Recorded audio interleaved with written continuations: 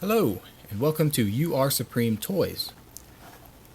Yet again, we're going to be taking a look at Obi-Wan Kenobi, the Wandering Jedi. I wonder what he's wandering about from the Star Wars Obi-Wan Kenobi series, Retro Collection by Kenner. There's 100 million shots of him in the show. I kind of wonder why they chose this picture. Of course, you got the giant decal on the front, which looks okay, but I don't. It doesn't really do it for me. This time it looks like Obi-Wan has a cloth goods robe, which also became very common after the first handful of Star Wars figures from the 70s were released with vinyl capes and robes. They started doing the cloth goods. So let's just get him open and see what he's like. Alright, get my trusty razor knife, open him up. There he is, nice and tight in his little blister. His lightsaber is jammed in this little ridge right here in the bubble, so you're going to have to like push it up and pull it out. Get his blaster out. And then squeeze Obi-Wan Kenobi out.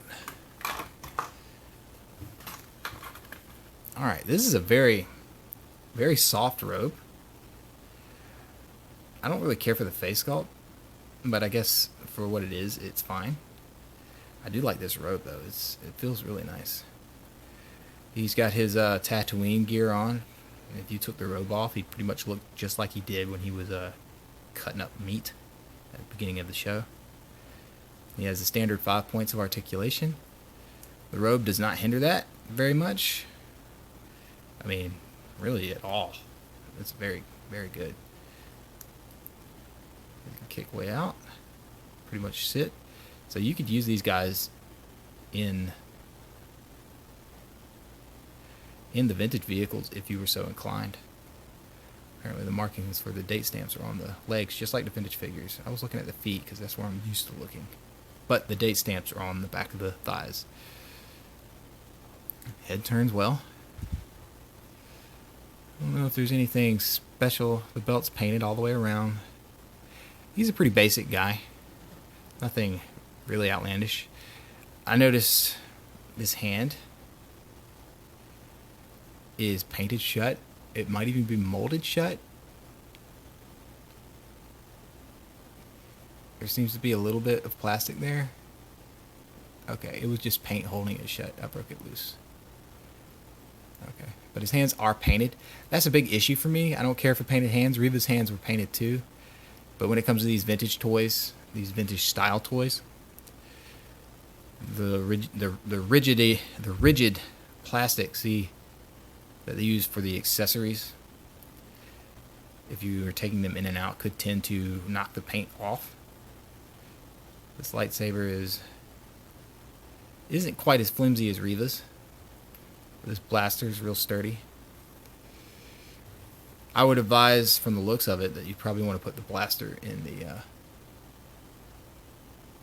left hand, and perhaps his lightsaber, his blue lightsaber, with the little gripping dots, might slide in this offhand, his right hand.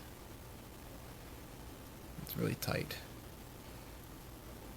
so you might want to prefer one over the other. But I like to display my figures with both. And there's Obi-Wan Kenobi. He is apparently Leia's only hope, not just in A New Hope, but also the Obi-Wan Kenobi series. Let's see. It's got a hood on the back of it. Ah! Excellent. The hood pops up. Sometimes they sew those hoods down, but it pops up, so you can... I actually really like that. It looks good like that. So you just pull it right back down. Alright. And I'm going to bring in, again, the original 78 Obi-Wan Kenobi. I like his face sculpt a lot more. But then again, there's some similarities to it. Again, he's got this telescoping lightsaber. This is what the first 3 Jedi figures had. Luke, Darth Vader, and Obi-Wan came with these little lightsabers in the arm. instead of a separate accessory. This is his Tatooine gear. Let's see, for scale, they appear to be like almost the same size. It looks like young Obi-Wan's just a hair taller. Let me get in on these face sculpts. I want to see how similar.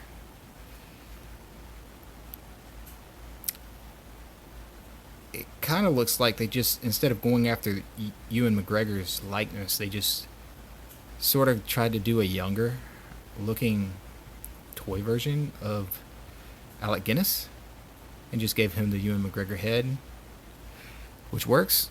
I like it. And also, just to show you, here's the vintage Return of the Jedi, Luke Skywalker. As you can see, they had cloth goods as well. His cloth hood. But towards the later part of the line, in fact, after Empire Strikes Back, Luke Skywalker started coming with these plastic lightsabers that are just like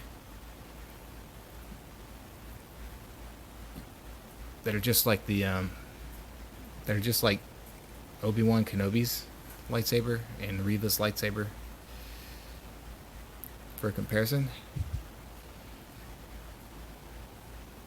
they both have the little dots on it. The plastic, now that I'm holding it, is about the same diameter. It's not different. In fact, they're about the same. As far as the length's concerned, lightsabers are actually the same length, which is pretty cool. He also has a blaster, but I didn't pull it out.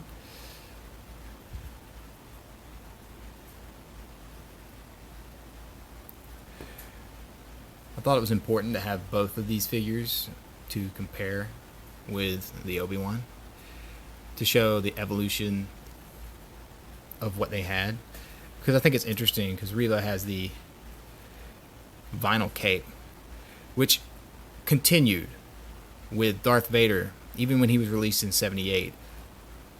Whenever they re-released him, repackaged him throughout that '78 to '85 line, he always had a vinyl cape. They never gave him a cloth cape. So that makes sense that they maintain the vinyl aesthetic. I like it. I'm glad they did that. It makes it feel more legitimate. But this has been a look at